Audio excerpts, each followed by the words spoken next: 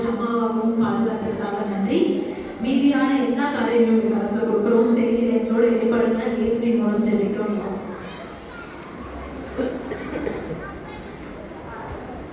எங்கள் அன்பின் பரம தகப்பனே, வாலாக்காமல் தலையாக்குவேன் என்ற வாக்கு தத்துவத்தை இன்று எங்கள் ஒவ்வொருவருக்கும் நீ சொந்தமாக்கி தாரும். இயேசுவின் மூலம் ஜெபம் கேட்கிறாவே.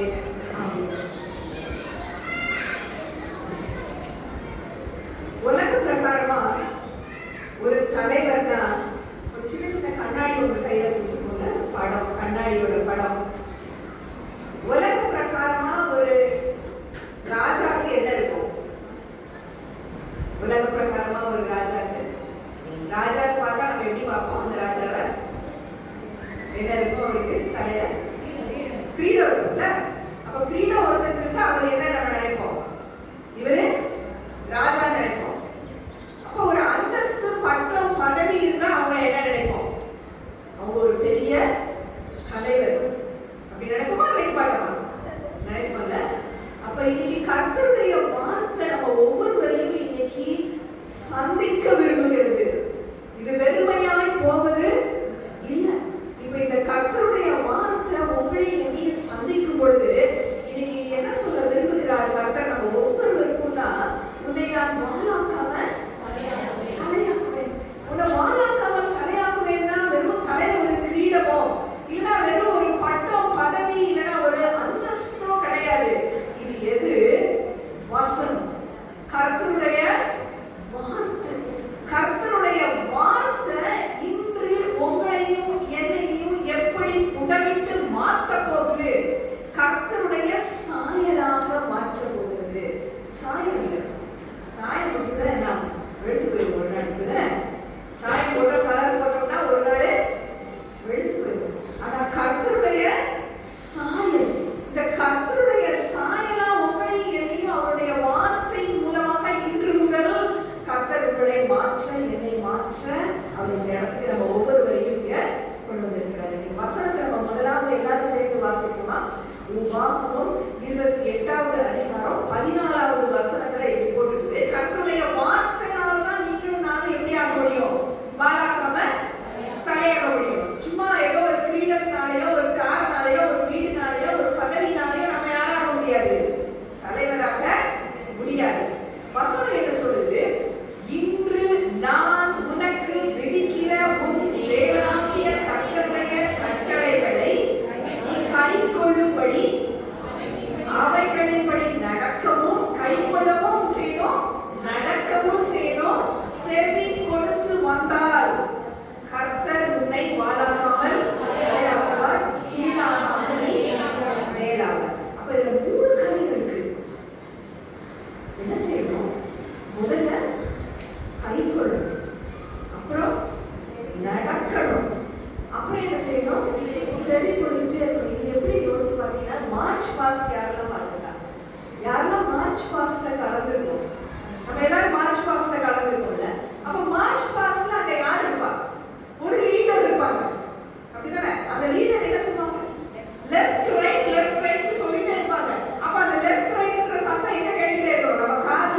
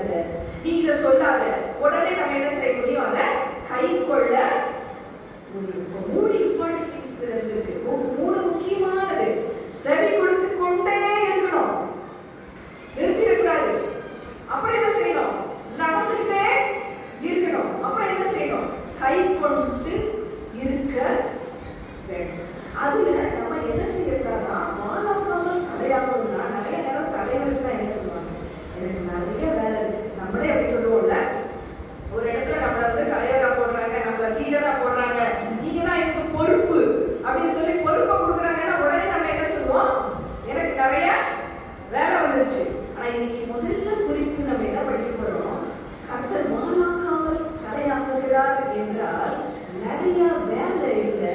கர்த்தரின் நிறைவுக்குள்ளாக உங்களையோ என்னையோ வழி நடத்த விரும்புகிறார். நடக்கிறோம், கைக்கொள்றோம், கேட்டுக்கொண்டே இருக்கிறோம். முதலாவது எதுக்குள்ள நடத்த விரும்புகிறார்? கர்த்தரின் நிறைவு. இந்த கர்த்தருடைய நிறைவு என்ன? ஃபுல்னஸ். இங்கிலீஷ்ல என்னது? Fullness of God.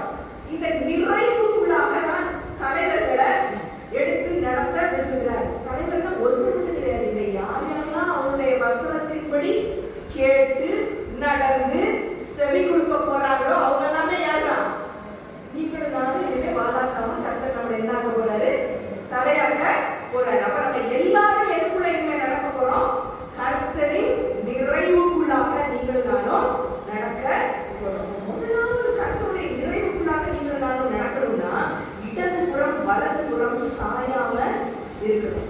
ரெண்டாவது, நீங்களும் நானும் என்ன பண்ணணும்னா சேர்த்து பேசக்கூடாது. என்ன சேர்த்து பேசக்கூடாது? உபாகமம் 4:2. உபாகமம் 4வது அதிகாரம் 2 என்ன போட்டுருக்கு? நான் சொன்ன வார்த்தைக்கு மேல நீ என்ன செய்யாத? கூட்டாத. கர்த்தருடைய வார்த்தையை கூட்டவும் முடியாது, கர்த்தருடைய வார்த்தையிலிருந்து குறைக்கவும் முடியாது. அததான் உபாகமம் 4. முதலாவது வலது புறம் இடது புறம் நம்ம சாயக்கூடாது. அடுத்து கூட்டி பேச முடியாது. கர்த்தருடைய வார்த்தை அவருடைய வார்த்தை, அவருடைய வார்த்தை. நீ வலது புறத்துக்கு தான் போறா, நான் இடது புறத்துக்கு கொஞ்ச நேரம் போயிட்டு அதுக்கப்புறமா நான் வந்துடுறேன். நான் எனக்கு இனிமே வயசு பத்தாது, எனக்கு ரொம்ப சின்ன வயசு, நான் கொஞ்ச நாள் கழிச்சு நான் இயேசுவை நான் ஏத்துக்கிறேன். எங்க வீட்டுல இந்த சூழ்நிலைலாம் இருக்குது, நான் கொஞ்ச நாள் கழிச்சு நான் அவரை முழுசா நான் நம்புறேன். எனக்கு இதை கொடுத்துட்டா, இந்த ஆசீர்வாதத்தை கொடுத்துட்டா நான் நம்புறேன். நிறைய சாக்கு போக்கு சொல்றோம்ல நம்ம. நான் முதல்ல நிறைய சாக்கு போக்கு நம்ம சொல்லுவோம். அப்ப அதெல்லாம் நம்ம இனிமே சொல்ல முடியாது. சொன்னா நம்ம வாயில இருந்து நம்ம யாரும் என்னதாக முடியாது, தலையாக முடியாது. அடுத்து சோர்ந்து போகக்கூடாது, சாயக்கூடாது, கூட்டக்கூடாது. நம்ம சொந்த இஷ்டப்படி கூட்டக்கூடாது. மூணாவது இருக்கிறது சோர்ந்து போகக்கூடாது. நிறைய நேரம் நம்ம வசனம் வாசிக்கிறோம், உண்மைதான். காலையில எழுந்திரிச்சு நம்ம ஜெபம் பண்றோம். ஆனா நம்ம வர வழியில என்ன ஆயிடும்? சோர்ந்து போயிடுறோம். லேட்டா இருந்தா சோர்ந்து போயிடுறோம், கஷ்டம் வந்தா சோர்ந்து போயிடுறோம், நஷ்டம் வந்தா நம்ம சோர்ந்து போயிடுறோம். இந்த உபாகமத்துல இந்த பகுதி முழுசும் மோசே யாருக்கு எழுதுறாருன்னா 2வது தலைமுறைக்கு அவர் நியாய பிரமாணத்தை எழுதி, இது எல்லாமே 2வது தலைமுறைக்கு. அப்ப முதல் தலைமுறை யாரு? அவங்க எல்லாம் 40 வருஷம் எங்க நடந்திருந்தாங்க?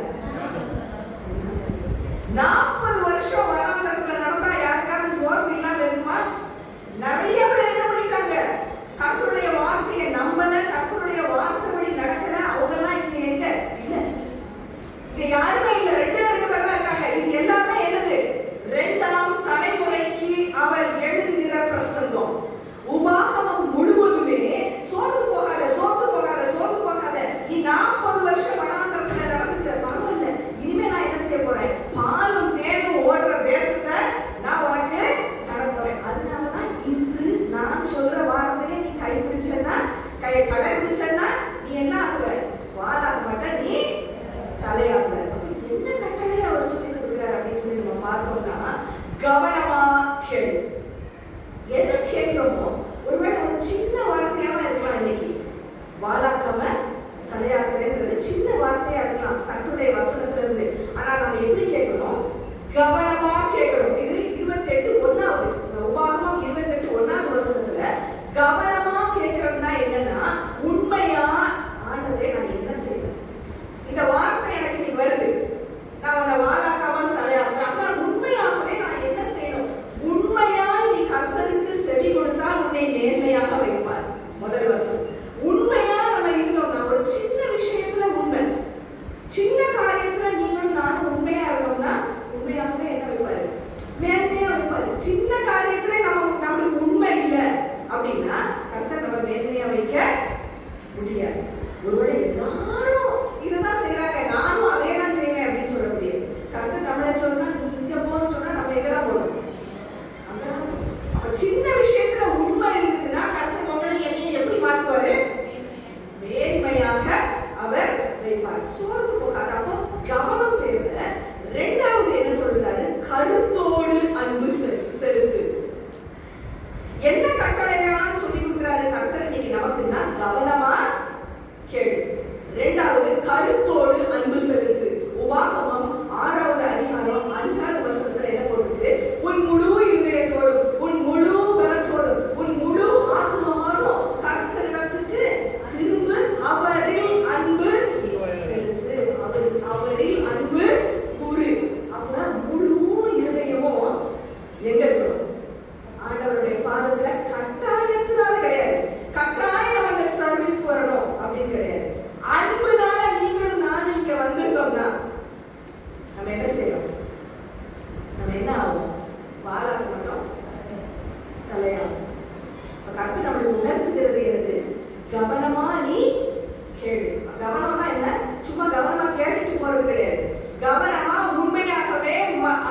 என்ன செய்யணும்? நீங்கள் நானும் கர்த்தரிடத்தில் திரும்பணும். அவர் சொல்றதை நம்ம கடைபிடிக்கணும் கடைசி வரைக்கும். இரண்டாவது, கருத்தோடு கர்த்தரிடத்தில் உன் இருதயத்தை அன்போடு ஊற்று. அப்ப அன்போடு ஊற்றும் போது அங்க உபாகமம் 6வது அதிகாரத்திலேயே நம்ம வாசிக்க வாசிக்க வாசிக்க என்ன வருது? என்னென்ன ஆசீர்வாதங்கள்லாம் உங்க தலைமதி என் தலைமதி வருவான். அவர் என்ன சொல்றாரு அங்க? மோசே, நீ கட்டாத பட்டணத்துல நீ குடியிருப்ப.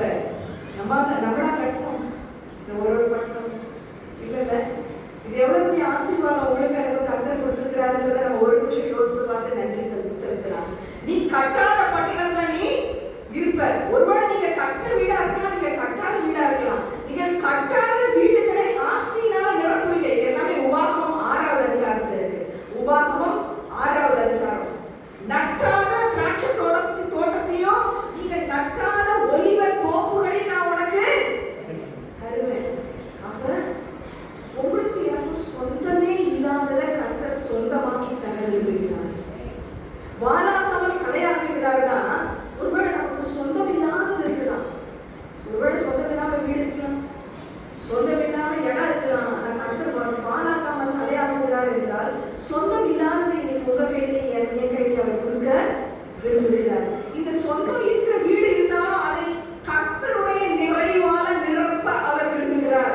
அவருடைய பிரசன்னத்தினால அவர் நிரப்ப விரும்புகிறார். இந்த கர்த்தருடைய பிரசன்னத்தினால நிரம்புகிற ஒரு பெரிய ஆசீர்வாதத்தை இன்னைக்கு உங்களுக்கு எனக்கு அவர் கொடுக்க விரும்புகிறார். அவருடைய சம்பூர்ணத்தினால உங்களை எனக்கும் என்னையும் அவர் நிரப்ப விரும்புகிறார். சொந்தமே இல்லாததெல்லாம் கையில கொடுக்க விரும்புகிறார். சம்பூர்ணத்தை கையில கொடுக்க விரும்புகிறார். சுயம் ஆனா இருக்கக்கூடாது. இப்ப அடிமைத்தனத்துல இருந்து உன்னை இவ்வளவு தூரம் நான் நடத்தி வந்துட்டேனே, என்னை மறந்து விடாதே. அதுதான் அங்க உபாகமம் 6வது அதிகாரத்துல உள்ளது. அப்ப சுயம் நான்றது அங்க வந்துட கூடாது. அதுதான் கட்டளை. அப்ப முதல் இந்த கட்டளையில சோர்ந்து போகாத. சோர்ந்து போகாம நீ செய்ய வேண்டியது, நான் செய்ய வேண்டியது, நம்ம செய்ய வேண்டியது என்ன? கவனமா கேட்கணும், கருத்தோடு அன்பு செலுத்தணும், கர்த்தரையே சேவிக்கணும். சம்பூர்ணம் சொந்தம் நமக்கு நிறைய ஆண்டவர் கையில கரம் கொடுத்து நம்ம யாரை மட்டும்தான் சேவிக்கணும்? அவரை ஒருவர் மட்டும்தான் நம்ம சேவிக்கணும். ஏன்னா அவர் பட்சிக்கிற அக்கினி, பட்சிக்கிற அக்கினி, நாம் எரிச்சல் உள்ள தேவன் என்று அவங்களை என்ன பண்றாரு? எச்சரிக்கிறாரு. யாரு? அந்த பாலும் தேனும் ஓடுற தேசத்துக்கு அவங்க எல்லாரும் கடந்து போக வராங்க. ஆனா நிறைய நேரம் என்ன பண்ணாங்க? சோர்ந்து போனாங்களா இல்லையா?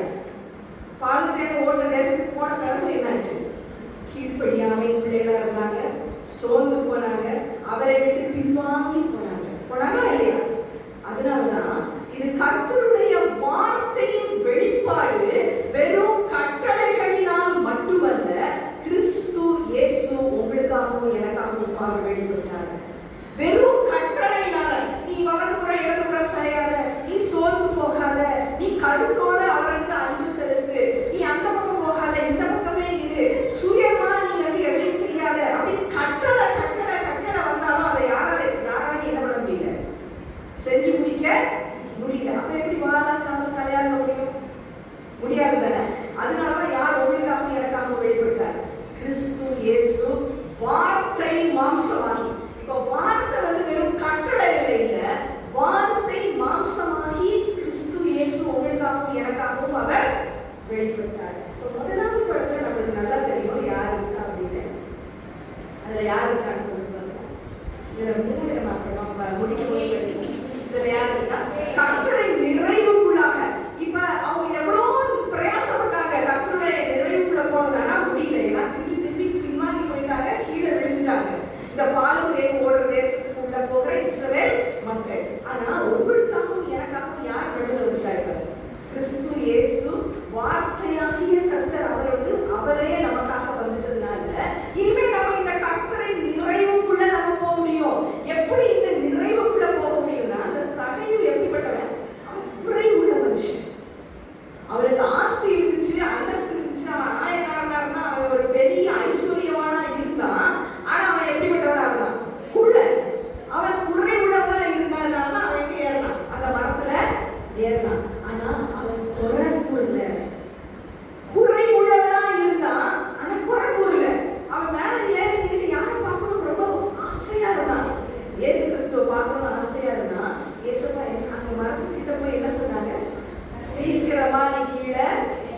அதோட நான் என்னால் குறை சொன்னா சீக்கிரமாய் இறங்கி வந்து சந்தோஷத்தோட அவருடைய வீட்டுக்கு கிறிஸ்து இயேசுவை அவன் அழைச்சிட்டு போனான். அப்ப நம்ம செய்ய வேண்டியது ஒன்னே ஒண்ணு. நம்மளால நிறைய நேரம் வலது புறம் போகணுமா இடது புறம் போகணுமான்னு தெரியாது. நிறைய நேரம் நம்ம சோர்ந்து போயிடுவோம். நிறைய நேரம் நம்ம சுயத்தை நம்ம உள்ள விட்டுருவோம். ஆனா நம்ம செய்ய வேண்டியது ஒன்னே ஒண்ணு. கர்த்தருடைய நிறைவுக்குள்ள நீங்களும் நானும் போகணும்னா ஏசப்பாவோட சத்தம் கேட்குதா? இன்னைக்கு காலையில சீக்கிரமா வந்துட்டேன் ஏசப்பா, நான் சீக்கிரமா உங்க சமூகத்துக்கு நான் வந்துட்டேன். உமை ஆராதிக்க, வெறும் சர்ச்சில் மட்டும் கிடையாது, உமை ஆராதிக்க நான் தினம் எந்திரிச்ச உடனே நான் படம் போடுறேன். உமை ஆராதிக்க நான் எந்த இடத்துல எனக்கு நீங்க வச்சிருக்கீங்களோ இதை நான் அங்க வந்துட்டேன். சீக்கிரமா வந்துட்டேன், சந்தோஷமா நான் வந்துட்டேன். அப்ப குறை உள்ள சகையு அவன் குறையே அங்க சொல்லல, அவனுடைய குறைவெல்லாம் கர்த்தர் அங்க நீக்கி நிறைவாக்கினார். எப்படி அவர் நிறைவாக்கினார்? நான் உன் வீட்டுக்கு வரேன் மட்டும் சொல்லல, இவனும் ஆபிரகாமின் குமாரனாய் இருக்கிறானே. அப்ப யாரோட சந்ததியில அவனுக்கு அங்க தலைவராகிறது? ஆபிரகாமுடைய அந்த சந்ததியில அங்க ஒரு பெரிய லிங்க் பண்ணி விடுறாரு. ஆபிரகாமோட சந்ததியில அவனை சேர்த்து விடுறாரு. யாரு? கிறிஸ்து இயேசு. இந்த நிறைவுக்குள்ள நீங்களும் நானும் போனா ஒன்னே ஒண்ணு தேவை நம்மளுக்கு. அன்னைக்கு சகையும் மரத்துல ஏறலாம். ஆனா உங்களுக்கும் எனக்கும் தேவை பிரகாசமான மனக்கண்.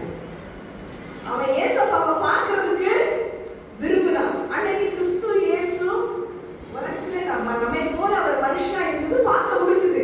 இப்ப நம்மளால எப்படி பார்க்க முடியும்? உங்களால என்னால எப்படி பார்க்க முடியும்னா பிரகாசமான மனக்கண் நமக்கு இருந்ததுன்னா நம்ம பார்க்க முடியும். எபேசியர் 1வது அதிகாரம் 17ல இருந்து நம்ம வீட்டுல போய் வாசித்து பார்க்கலாம். நான் 19வது வசனத்துல முக்கியமா என்ன அங்க போட்டிருக்குதுன்னா, கிறிஸ்து இயேசு உங்களுக்காகவும் எனக்கும் மரித்தார். ஆனா அவர் மரித்தோரிலிருந்து எழுப்பப்பட்டார். அந்த மரித்தோரிலிருந்து எழுப்பப்பட்ட அதே வல்லமை, இந்த வல்லமையின் மகத்துவத்தை உங்களுக்கும் எனக்கும் கர்த்தர் கொடுக்க விரும்புகிறார். இந்த வல்லமைய இன்னைக்கு எனக்கு வேணும் அப்படின்னு நீங்க யாராவது கேட்கிறீங்களா? இங்கிலீஷ்ல அது power of his resurrection. உயிர் தெழுந்த இயேசுவின் வல்லமை. இந்த உயிர் தெழுந்த இயேசுவின் வல்லமை பரிசுத்த ஆவியானவரால நமக்குள்ள வந்ததுன்னா பிரகாசமான மனக்கண் உங்களுக்கு எனக்கோ என்ன இருக்குது. இந்த பிரகாசமான மனக்கண்ட நீங்க நான் என்ன பார்க்க முடியும்னா, எல்லாவற்றையும் எல்லாவற்றாலும் நிரப்புகிறவராகிய நிறைவாகிய இயேசு கிறிஸ்து சபைக்கு தலைவராக இருக்கிறார்ன்றத நம்ம பார்க்க முடியும். இதுதான் எபேசியர் 1. என்ன நம்ம பார்க்க முடியும்? 2 தலை எங்கேயாவது இருக்க முடியுமா? 2 தலை இருக்க முடியுமா? முடியாது தானே. அப்போ ஒரே ஒரு தலை தான். ஒரே ஒரு தலை யாரு? கிறிஸ்து. எதுக்கு? சபைக்கு. இந்த சபை எதுக்கு மேலன்றத அந்த வசனத்திலே போட்டுருக்குது. அதுக்கு முன்னால வசனத்தை நீங்க வாசித்தீங்கன்னா 20வது வசனம், துரைத்தலாம் வாசிங்க.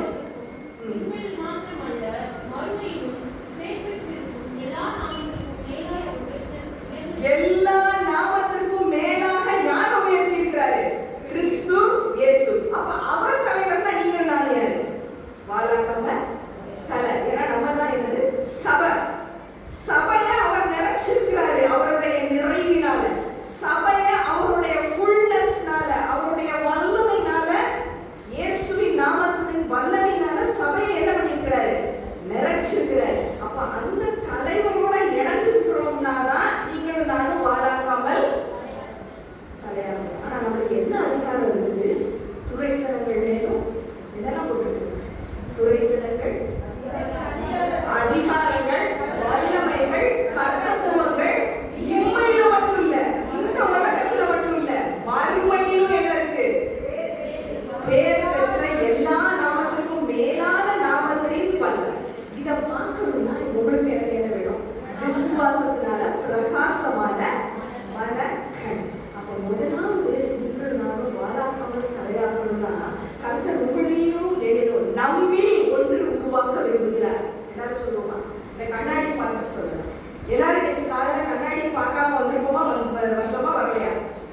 பார்க்கல கண்ணாடிய. அப்ப இந்த வசனம்ன்ற கண்ணாடியை எல்லாரும் பார்த்துட்டு நம்மில் என்னத்தை உருவாக்க விரும்புகிறார் கர்த்தர்?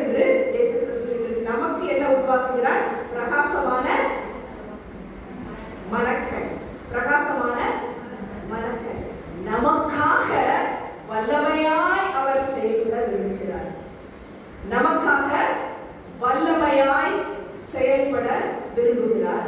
நம் மூலமாக கர்த்தருடைய நிறைவை அவர் இந்த இடத்துல மட்டும் இல்லை, அநேக இடங்களுக்கு அளிப்ப விரும்புகிறார். நம்மில் என்ன வருது? பிரகாசமான மனக்கண். நமக்காக அவருடைய வல்லமை, நம் மூலமாக கர்த்தரின் நிறைவு, நம் மூலமாக கர்த்தருடைய நிறைவு. இந்த நிறைவுல நீங்களும் நானும் எபேசியர் 2:7 திரும்பி பார்த்தீங்கன்னா, உன்னதங்களிலே உட்காரும்படி செய்தார். இப்ப நீங்களும் நானும் எங்க உட்கார்ந்துருக்கோம்? நம்புறோமா? எங்க உட்கார்ந்துருக்கோம்? நீங்களும் நானும் இங்க இல்லை, நீங்களும் நானும் சபையா எங்க உட்கார்ந்துருக்கோம்? உன்னதங்களில் அவரோடு உட்காரவும் செய்தார். அப்ப இனிமே நம்ம இங்க பூமியில இருந்தாலும் கஷ்ட நஷ்டம் கவலை சோர்வு எது இருந்தாலும் நம்ம எங்க உட்கார்ந்துருக்கோம்? அவரோடு உன்னதங்களில் உட்காரவும் செய்தார். இந்த பிரகாசமான மனக்கண்ணை இன்னைக்கு எடுக்கிறாங்க அப்படின்னு நம்ம எல்லாரும் கேட்போமா? நம்ம என்ன கேட்க போறோம்? பிரகாசமான மனக்கண். இந்த கண்ணாடியை பார்த்துட்டு ஆண்டவே இந்த பிரகாசமான மனக்கண்ணை இன்னைக்கு தாங்க, இந்த வல்லமையை நான் பார்க்கணும். இந்த நிறைவு எங்க? உலகத்துல மட்டும் இல்ல, நான் எங்க உட்கார்ந்துருக்கிறேன்? நிறைவா உன்னதங்களில் அவரோடு உட்கார்ந்துருக்கிற நிறைவு. ரெண்டாவது, நிறைய வேலை இருக்குன்னு மட்டும் சொல்ல மாட்டோம். தலைவரானா நம்ம என்னெல்லாம் சொல்லுவோம்? நான் நிறைய இடத்துக்கு போகணும், நிறைய வெளி பிரயாணம் இருக்கு அப்படின்னு சொல்லுவோம். ஆனா கர்த்தர் இன்னைக்கு உங்களை என்னையும் ஞாபகப்படுத்த விரும்புகிறார். வாழாக்காமல் தலையாக்கணும்னா கர்த்தரின் நிறைவு ஒண்ணு, இரண்டாவது கர்த்தரின் நினைவு. அவர் வாழாக்காமல் தலையாக்கினார்னா உங்களை இனி நினைச்சுட்டே இருக்கிறாரா? எப்படி நினைச்சிட்டு இருக்கிறாரு? உங்களை என்னையும் நினைச்சுட்டே இருக்கிறாரு. எப்படி நினைக்கிறாருன்றத ரொம்ப துரிதமா உபாகமத்திலிருந்தும் பேதுருவின் வாழ்க்கையிலிருந்தும் நம்ம பார்க்கலாம். உபாகமத்துல என்ன போட்டிருக்கு? அந்த 28வது அதிகாரத்தை நம்ம திருப்பி எடுத்தோம்னா, பட்டணத்துல நீ ஆசீர்வதிக்கப்பட்டிருப்ப, நீ வெளியே நீ ஆசீர்வதிக்கப்பட்டிருப்ப, நீ போகையில நீ ஆசீர்வதிக்கப்பட்டிருப்ப, நீ வருகையிலும் நீ ஆசீர்வதிக்கப்பட்டிருப்ப. அப்ப கர்த்தரின் கண்கள் உங்க மேலே என் மேலே இருந்துட்டு, நம்ம உள்ள வரோம்னா யார் பார்த்துட்டே இருக்கிறா? நம்மளை நினைச்சு கர்த்தர் பார்த்துட்டே இருக்கிறார். நம்ம வெளியில போறோம்னா யார் பார்த்துட்டே இருக்கா? கர்த்தர் பார்த்துட்டே இருக்கிறாரு. கர்த்தரின் கட்டுப்பாடு உங்களுக்கும் எனக்கு இருக்குது. 7ஆம் வசனத்துல பாத்தீங்கன்னா, உனக்கு எதிராக யார் வந்தாலும் என்ன பண்ணுவேன்னா அவளை சதறடிப்பேன். ஒரு வழியா வந்தாங்கன்னா 7 வழியா ஓடி போவாங்க. அப்ப கர்த்தருடைய கண்கள் மட்டும் இல்ல, கர்த்தருடைய கட்டுப்பாடு அங்க வந்துருது. கர்த்தர் உங்களை நினைச்சுட்டே இருக்கிறாங்கன்னா அவருடைய கண்கள் நம்மளை பார்த்துட்டே இருக்குது. கர்த்தருடைய கட்டுப்பாட்டுக்குள்ள நம்ம இருக்கிறோம். அவருடைய காருண்யம் உங்களை என்னையும் சூழ்ந்து கொள்ளுது. 12வது வசனம், உபாகமம் 28 12வது வசனத்துல என்ன போடுது? உன் தேசத்துல மழை பெய்யும், ஆசீர்வதிக்கப்படும்.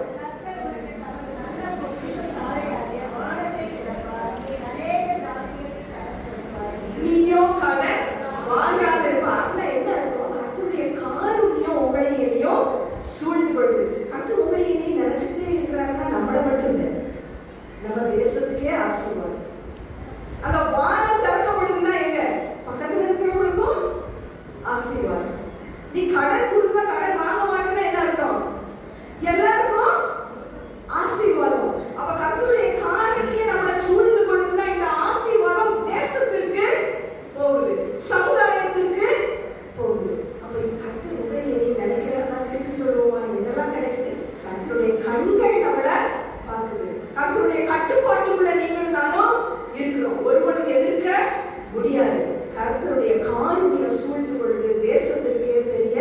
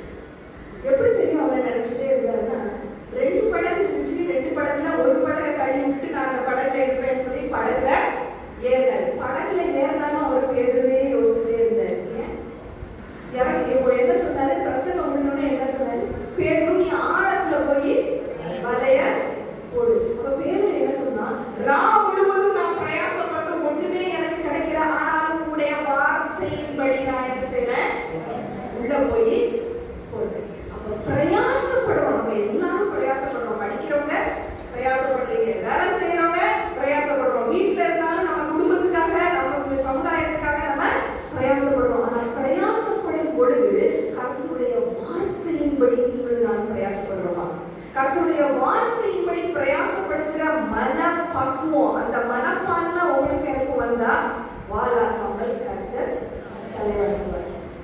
இவ்வளோ லேட் ஆயிடுச்சு, இவ்வளோ எனக்கு டயர்டா இருக்கு, இப்ப போய் என்னை போக சொல்றீங்க அப்படின்னு சொல்லி பேதுரு சொல்லியிருந்தா அங்க என்ன ஆயிருக்கும்? மீன் கிடைச்சிருக்குமா? கிடைச்சிருக்காரு. பேதுரு கர்த்தருடைய பின்னால போற ஒரு பெரிய தூணா மாறி இருப்பாரா? இல்ல. அப்படிதானே? அங்க மட்டும் இல்ல, பேதுரு மறுதளிக்க முன்னாலே அவர் என்ன செஞ்சுட்டு இருந்தாரு? நினைச்சுட்டே இருந்தாரு. எப்படி நினைச்சிட்டு இருந்தாரு நம்மளுக்கு தெரியும். பேதுரு ஒன்ன உடைக்கிற மாதிரி சாத்தான் சொல்லி உடைப்பான். ஆனாலும் நான் உனக்காக வேண்டுதல் செய்வேன். அப்ப சோதனைக்குள்ள நம்ம நிறைய நேரம் போக முன்னாலே நமக்காக யார் வேண்டுதல் செய்தார்? அவர் நமக்காக பரிந்து பேசிக்கொண்டே இருக்கிறார். நம்மளை நினைச்சுட்டே இருக்கிறார். சோதனைக்குள்ள போகும்போது நம்மளை நினைச்சுட்டே இருக்கிறார். நம்ம மறந்தாலும் யார் மறக்கல? எப்படி தெரியும்? பேதுரு மறந்து அந்த இடத்துல உட்கார்ந்துட்டான். அப்படிதானே? என்ன பண்ணான்? 3 முறை மறுதளிச்சான். அப்ப ஏசப்பா திரும்பி பார்த்த உடனே பேதுரு என்ன செஞ்சான்? மனம் கசந்து அழுது அவருடைய பின்னால திரும்பி வந்தான். திரும்பி வந்த பிறகு கிறிஸ்து இயேசு பேதுருவை நினைச்சு திரும்பியும் முதலாவது அந்த அற்புதத்தை திரும்பியும் அதே செட்டிலே கொண்டு வர்றாரு. எங்க கொண்டு வர்றாரு? யோவான் 21ல திருப்பி கொண்டு வர்றாரு. திருப்பியும் மீன் பிடிக்கிறான். திருப்பியும் அந்த மீன் இல்லை. அப்ப எப்படி கூப்பிடுறாரு? பிள்ளைகளே, ஏதாவது சாப்பிடுறதுக்கு இருக்குதா? அவங்க என்ன சொல்றாங்க? ஒண்ணும் இல்ல. அப்ப வலது புறமா நீ என்ன செய்ய? வலைய போடு. ஆனா வலை கிழியாம அங்க 153 மீன். அப்ப யாரை நினைச்சுட்டே இருக்கா? பேதுருவை நினைச்சுட்டே இருக்கிறார். இப்ப கர்த்தர் மாலாக்காம தலையாக்குறாருன்னா உங்களை நினைச்சுட்டே இருக்கு. எத்தனை பேருக்கு சந்தோஷமா? இயேசுப்பா என்ன நீங்க மாலாக்காம தலையாக்குறீங்கன்னா இது ஒரு பெரிய கிரீடம் இல்லை என் தலையில. ஆனா என்னது இது? கிறிஸ்து இயேசு கர்த்தாதி கர்த்தர், எல்லா நாமத்துக்கும் மேலான நாமம் உள்ளவர் உங்களை என்னையும் நினைச்சுட்டே இருக்கிறார். நம்ம எங்க இருந்தாலும் நினைச்சுட்டே இருக்கிறார். நம்ம பழக பார்க்கல, நமக்கு இருக்கிறத பார்க்கல, நம்ம அவர் மறுதளிச்சத பார்க்கல, நம்ம அவரை விட்டு பின்வாங்கிறத பார்க்கல. ஆனா எதை பார்க்கறாரு? நம்ம மனம் திரும்பி இருக்கோமா? மனம் கசந்து அழுது திரும்பி அவர்கிட்ட வந்துட்டோமா? அப்ப என்ன?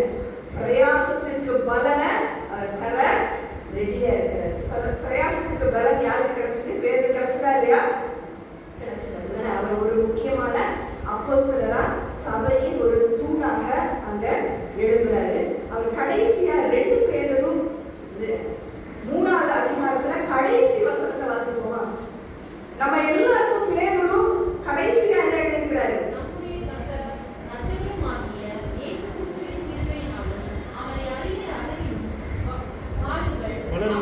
வளருங்கள்.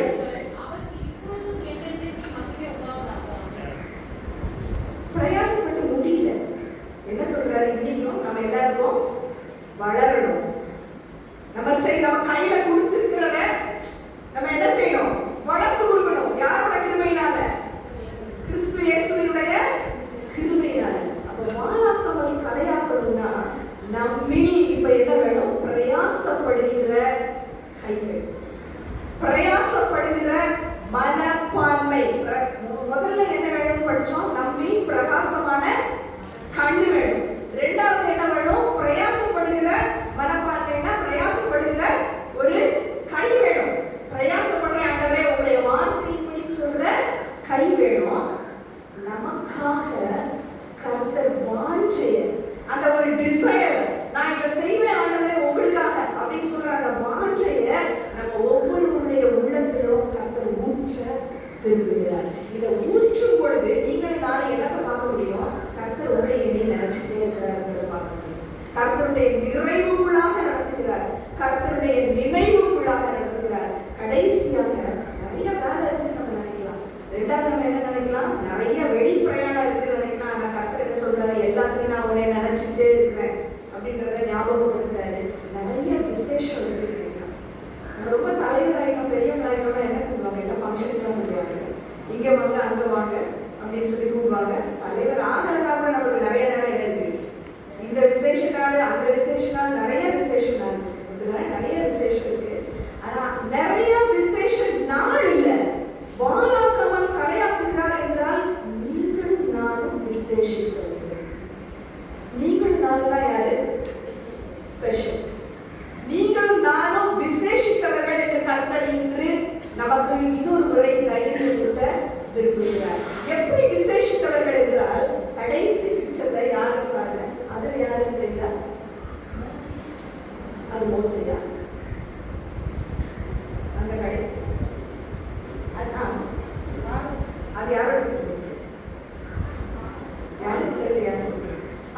யார்? யோசேப்பு. யோசேப்புடைய படம்.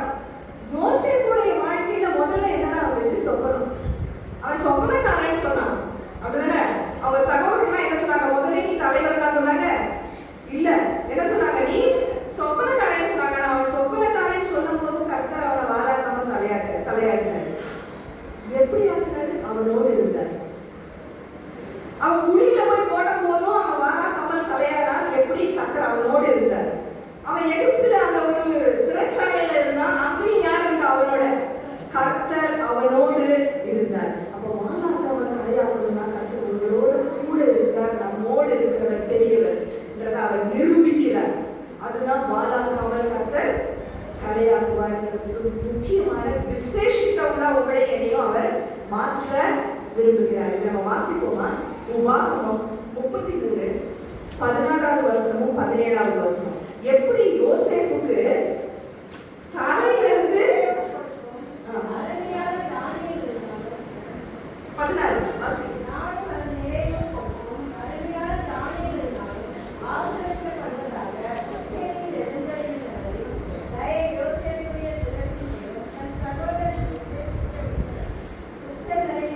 தன் சகோதரரில் விசேஷித்தவன் உச்ச தலையிலிருந்து அவனுக்கு என்னடா ஆசீர்வாதம் எங்க போட்டிருக்குது? கர்த்தருடைய வார்த்தையில எங்க போட்டிருக்கு. அப்ப யார் விசேஷித்தவனா மாத்தினா? யோசேப்பர். கர்த்தர் வாலாக்காம தலையாட்டினாரு. எப்ப? சொப்பனம் அவன் வந்த போதும் அவன் தலையாட்டினார். குழியில் இருந்த போது அவனை தலையாட்டினார். சிறைச்சாலையில் இருக்கும் போது கர்த்தர் அவனோடு இருந்தார். இப்ப யாரு இருக்கா? அவன் முன்னாடி யாரெல்லாம் இருந்தா? அவனுடைய சகோதரர்லாம் அங்க தானியத்திற்காக, அப்பத்திற்காக, சாப்பாட்டுக்காக இப்ப அவன் முன்னால வந்து அங்க நிற்கிறாங்க. அப்ப கர்த்தர் வாலாக்காமல் தலையாட்டுகிறார் என்றால் உங்க தலை மேல அந்த கர்த்தருடைய அவருடைய நாமம் தரிக்கப்படும் விசேஷித்தவர்கள் அப்படிங்கிற ஒரு பேர் உங்களுக்கும் எனக்கும் வருது. விசேஷித்தவர்கள் மறந்து விட வேண்டாம். நீங்களும் நானும் விசேஷங்களை நீங்கள் கொண்டாட வேண்டாம். வாலாக்காமல் தலையாட்டினார். நீங்கள் நானே யாரு? விசேஷித்தவர்கள். இப்ப இந்த விசேஷித்தவர்கள் என்ன பண்ணணும்ன்றத மட்டும் நம்ம தீத்து 3வது அதிகாரம் 16 வசனத்தை நம்ம வாசித்து நம்ம ஜெப வேளைக்கு போகலாம். இதுல பொறுமையின் மனப்பக்குவம் தேவை. நம்ம விசேஷித்தவர்கள் ஆயிட்டோம் அப்படின்னு சொன்னா மத்தவங்களோட நம்ம எப்போதும் சண்டை போட்டுட்டு அவங்க எல்லாம் நமக்கு கீழே ஆயிட்டாங்க அப்படின்னு சொல்லி அவங்கள குறை கூறிட்டு நம்ம இருக்க முடியாது. நமக்கு என்ன தேவை? நம்ம எல்லாம் சேர்ந்து வாசிக்கலாம். பொறுமையின் மனப்பான்மை தேவை. அதை நம்ம எங்க வாசிக்கலாம்? தீத்து 3வது அதிகாரத்துல 2வது வசனமும் அதுக்கப்புறம் 14வது வசனம். 2வது வசனம் எல்லாரும் சேர்ந்து வாசிக்கலாம். பைபிள் யாரெல்லாம் வச்சிருக்கோமோ சேர்ந்து வாசிக்கலாம். சரியா? ஒருவரையும் தூஷிக்காமல், சண்டை பண்ணாமல், பொறுமை உள்ளவர்களாய் எல்லா மனுஷருக்கும் சார்ந்த குணத்தை காண்பிக்கவும் அவர்களுக்கு நினைப்பூட்டு. நம்ம தலைவர் ஆகிறாங்க. நம்ம எல்லாருக்கும் என்ன நினைப்பூட்டணும்? நம்ம இதுல வெறும் நிறைவுக்குள்ளாக மட்டும் நம்ம போயிட்டோம் நம்ம அப்படி உட்கார்ந்துட முடியாது. கர்த்தர் நம்மளை நினைச்சுட்டே இருக்கிறாருன்னு மட்டும் நம்ம உட்கார்ந்துட முடியாது. நமக்கு ஒரு பணி கையில கொடுக்கப்பட்டிருக்குது. நீ நினைப்பூட்டு. என்ன நினைப்பூட்டணும்? எல்லாருக்கையும் சண்டை போட வேண்டாம், தூஷிக்க வேண்டாம். பொறுமை, சாந்த குணம் நம்ம வாழ்க்கையில அங்க சாட்சியா இருக்கணும். அது இருந்துச்சுன்னா 14வது வசனத்தை எல்லாரும் வாசிப்போமா? குறைவுகளை நீக்குகிறவர்கள் நற்கிரியைகளை செய்யப்பட. மற்றவங்கள்ட்ட குறை இருக்குன்னு சொல்றதுக்கு நம்மள வாலாக்காமல் தலையாக்கல. நம்ம என்ன செய்யணும்? கனி உள்ளவர்களாக அந்த குறைய நற்கிரியைகளினாலே நீக்க பழகணும். பழகணும்னா அது எனக்கு ஒரு ப்ராசஸ், உடனே கிடையாது. பழக்கம், கை பழக்கம் எப்படி வரும்? செய்ய செய்யதான் வரும். அப்ப இனிமே நம்ம என்ன கேட்க போறோம்? இயேசுப்பா, இனிமே எனக்கு என்ன வேணும்? பிரகாசமான மன கண், பிரயாசப்படுகிற கரங்கள், பொறுமையான மன பக்குவம். இதை நீங்க எனக்கு தந்தீங்கன்னா வல்லவன் வாஞ்ச நான் உங்க பேர்ல அன்பா இருக்க எனக்கு திரும்ப தாங்க. நீங்க என்ன எப்படி கூப்பிடுங்க? விசேஷித்தவள், விசேஷித்தவர், விசேஷித்தவர்கள் என்று கர்த்தாதி கர்த்தர் நம்மை அழைக்கிறார். வாலாக்காமல் தலையாக்குவார், கீழாக்காமல் மேலாக்குவார். ஜெபம் பண்ணுவோம். எங்களை நேசிக்கிற எங்கள் பரம தகப்பனே, ஆண்டவரே, இந்த வாக்குத்தத்தத்தை நாளைக்கு அல்ல தகப்பனே, இன்று எங்களுக்கு சொந்தமாக்கி தாரும். இன்று எங்கள் செவிகளை நீர் திறந்து தாரும். மந்தமான செவிகள் அல்ல தகப்பனே, உம்முடைய சத்தம் கேட்கிற பிள்ளைகளாக, பிரகாசமுள்ள மனக்கண்களை உடையவர்களாக, பிரயாசப்படுகிற உடைய வார்த்தையின்படி பிரயாசப்படுகிற கரங்கள் உள்ளவர்களாக, பொறுமையோடு ஓடுகிற மனப்பக்குவத்தை நீங்கள் ஒவ்வொருவருக்கும் தாருமா. எந்த சூழ்நிலையில் இருந்தாலும் அந்த சூழ்நிலையை மட்டும் அல்ல தகப்பனே, எங்களை நீர் மாற்றும். உம்முடைய சாயலுக்கு ஒப்பாக எங்கள் ஒவ்வொருவரையும் மாற்றும் தகப்பனே. உம்முடைய சாயல் எங்க மேல வர வர நீர் எங்களை வாழாக்காமல் தலையாக்குகிறீர் என்ற சாட்சி இங்க மட்டுமல்ல, எங்கும் சரி. அதற்காக ஆண்டவரே எங்களை தாழ்த்துகிறோம், உங்களுடைய பாதத்தில் ஒப்புக்கொள்கிறோம். எங்களுக்காக எல்லாவற்றையும் உங்களுடைய சொந்த குமாரனையும் சிலுவையிலே ஒப்புக்கொடுத்து மற்ற எல்லாவற்றையும் எப்படி எங்களுக்கு கூட கொடுக்காமல் இருப்பீரப்பா. நீ கூட கொடுக்க போகிற பெரிய பாக்கியத்திற்காக ஸ்தோத்திரம் இயேசு.